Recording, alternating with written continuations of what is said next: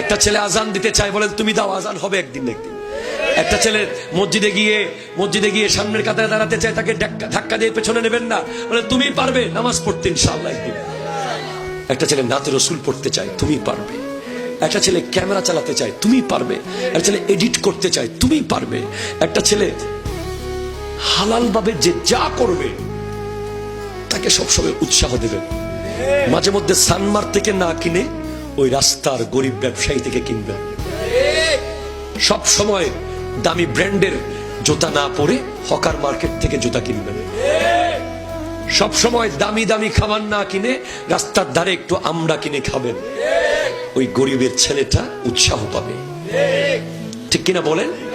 উৎসাহিত করুন। বাস হালাল খান, বাবা মার খিদমত করুন, নবীর মুহাব্বত মজবুত ভাবে রাখুন। কালকেই কবরে যাবেন, পরশুদিন শাদী করিয়ে দেবে আল্লাহ হুরদের সাথে, তারপরের দিন হাসরের মাঠে উঠে যাবেন। জান্নাত আমাদের।